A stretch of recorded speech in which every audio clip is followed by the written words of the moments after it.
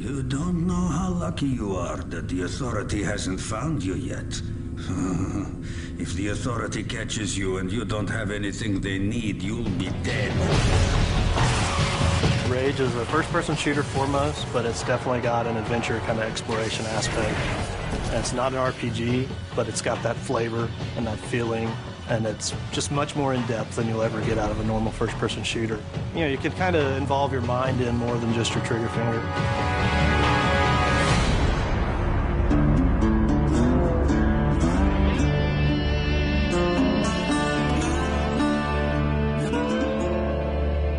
Bad guys in the world, you know, we have everything. There's some bandits around the corner. Do what you can. The bandits are considered to be more the violent settlers that aren't really economically inclined, but they have desires and needs. Each bandit clan has a unique fighting style. It's ever-changing. For instance, the Ghost Clan. Hey, over there! They're very acrobatic. They can attack you from above or below. The Wasted Clan. What they lack in combat skills, they definitely make up for in personality. The Shrouded Clan, they've designed these remote control bomb cars that they use against you. We felt that with human type opponents, if you add personality to the fighting skills and add personality to the characters, it really makes the world more refreshing. We're losing this! But if you fight that enemy for 12 hours, I don't care how cool he was in hour 1, it's not going to be so cool in hour 12. So it's about mixing it up for the player. Not reinventing the rules, but give him something a little different around every corner, so that's what we strive to do. The Wasteland has a number of mutants. So there's a bit of mystery to where the mutants came from.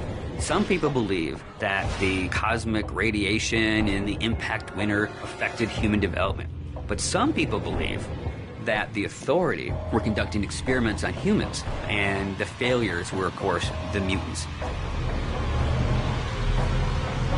Then, of course, there's the Authority. You don't really get to understand or know what they're about until later in the game, and they've kind of twisted this new reality to be what it is that the player will eventually find out as he gets to the end of the game. These guys are battle-hardened military badasses. They have full body armor. They can coordinate with other squads. They have heavy weapons. When you go from fighting mutants with sticks to bandits with pistols to facing off against the Authority, it's a different experience. These guys are tough, and they mean business.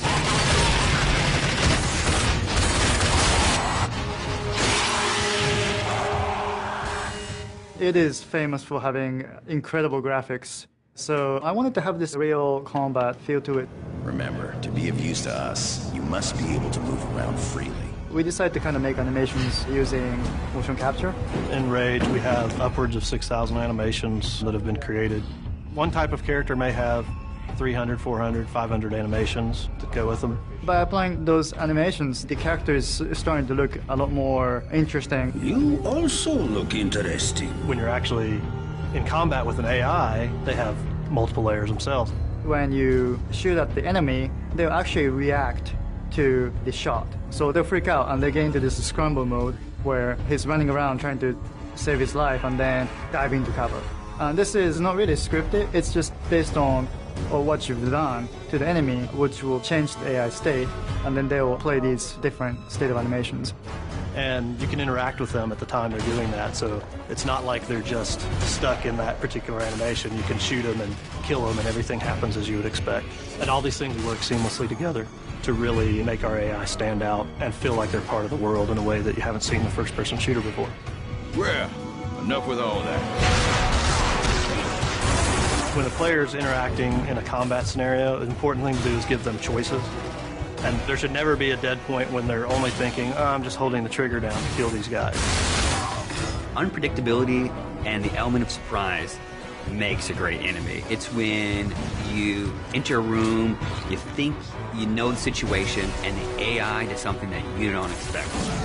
Because I don't want them thinking of it as AI. I want them to think, wow, that's the best combat experience I ever had. Show me what you can do, and get the hell out of here.